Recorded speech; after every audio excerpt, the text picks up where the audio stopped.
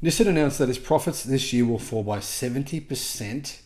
It has suffered a $60 million loss last quarter. It's slashing jobs, 9,000 jobs, and cutting production to try and save $3 billion US. It's selling its stocks. It's selling everything it has. It's like, you you have a yard sale and you look around your house, you're like, what can I sell? What can I sell? It's like, World War II. That's what this kind of stuff that people did. When companies have nothing left, they search the cupboards and they look for things that they can get rid of. That, it turns out, includes Nissan's CFO. Today, Nissan revealed that its operating income will fall 70% from its forecast earlier this year. In addition to that, they're firing their CFO. This comes after they installed video cameras in the house of their chief operating officer, all through his house, to try to find something on him that would allow them to fire him. Well, they fired him regardless of what they found. And now the company, now they're blaming their CFO. Hello, my friends. Welcome to the channel. I'm Sam Evans. You're watching the Electric Viking. And isn't this shit show just absolutely incredible? I mean, honestly, how can anyone possibly still hold any form of shares in Nissan? It has to be absolutely insane. Who is doing this? Why are they doing this? Is it Japanese institutions? I don't know. It just doesn't make sense. But Nissan, they have insiders at Nissan have just revealed that they have fired their CFO, Chief Financial Officer, Stephen Ma. He'll step down from his position, and at least they didn't, as far as we know, wire his house up to try and find dirt on him that they could use to make him leave, which is insane that they did that. I can't believe Nissan did that. It's a true story. I'm not making this up, by the way. You can Google this and find this in the news. It's not clear whether he'll still have some other role in the company, but he's certainly been eliminated. As a result, CEO Makoto Yukida will be left as the sole top-level executive at a time when Nissan has drawn the attention of one of the most influential activist investors in Japan, FSimo Capital Management. Although 5 years have passed since the dramatic arrest and ouster of former chairman Carlos Ghosn, the carmaker remains mired in management upheaval, financial upheaval. There's clearly a crisis going on here. An outdated lineup, elevated spending on sales incentives, and a lack of hybrids in North America, and a lack of demand for their cars in China because their cars just aren't that good in comparison to the competition, have led the Japanese carmaker to slash jobs and slash production. Nissan sees its operating income at potentially being $1 billion for the fiscal year ending in March, which would be down 70% from its forecast. Imagine Tesla gave a forecast and then 6 months later, it turned, sorry guys, it was 70% worse than we thought. This news won't even be on mainstream media's radar. They couldn't care less. 70% fall, so what? Investors are screwed. Who cares? It's Nissan, whatever. If it's Tesla though, if it's, one of these big ones, big companies that you all know and love or hate, then it's a different story, a very different story. I don't like this. I believe that we should treat everyone with the same level of treatment. If one company makes a promise and it fails to back up that promise, fair enough, we criticize them.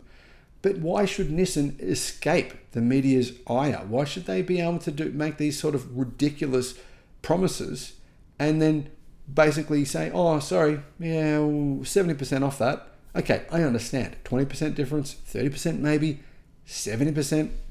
Ma joined Nissan back in 1996 in North America, and he worked in financial roles in China and Japan before being promoted to CFO in December of 2019.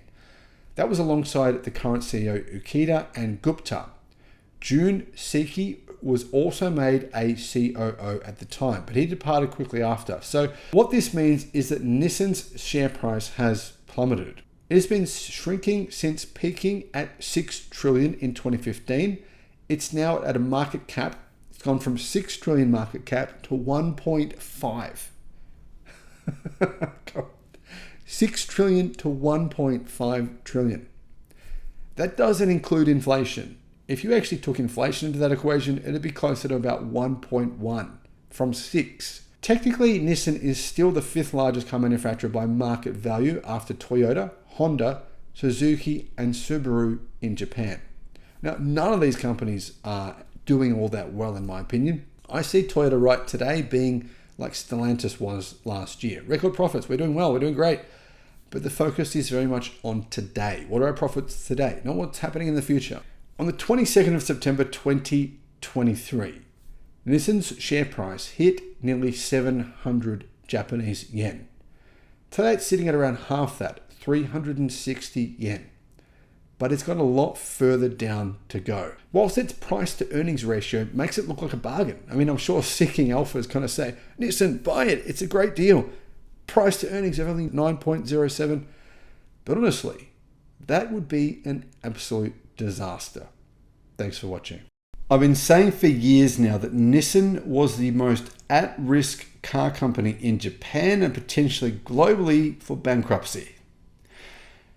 Honestly, a lot of people thought I was crazy. Nissan bankrupt? Why? That's ridiculous, they said. And honestly, it's all coming true now. You have the facts, here are the numbers, and here's why Nissan is in a crisis and why the most likely scenario for Nissan within the next 2 years is in fact bankruptcy. This is not hyperbolic whatsoever.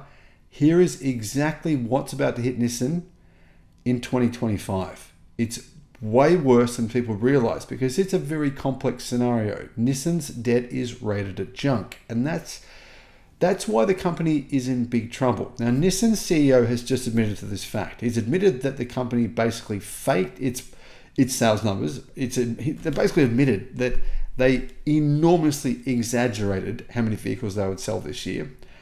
They also admitted that their actual profits will be 70% lower than expected. In fact, Nissan's profits over the last 3 months were not profits at all, and they lost more than $100 million. They have an enormous amount of debt and will likely be incapable of paying that debt back within 12 to 18 months. Hello, my friends. Welcome to the channel.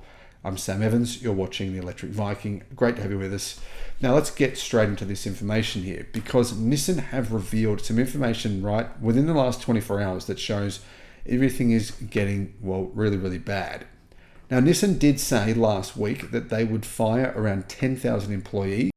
They also admitted that the company was in trouble. In fact, Nissan said that the company's sales forecasts were overly ambitious, must be adjusted, and that Nissan's executives are taking a pay cut of 50%. 50% pay reduction. That's enormous. They are also selling all of their Mitsubishi shares to try and help them get out of debt, or not get out of debt, but help the company essentially keep the lights on and keep paying the bills. They're going to reduce global production by actual global output by 20%. 20%. So remember, they've got a huge debt burden to pay back, and their sales are shrinking really, really fast. They're reducing global output by 20%. So this is a really crucial time. Now, keep in mind as well, Nissan actually lost about 61 or 62 million US dollars over the last 3 months. And the company has slashed its full year revenue forecast to 83 billion. It now expects to sell 3.4 million vehicles instead of the 3.8 million it recently predicted. But all of this doesn't really give you a full picture.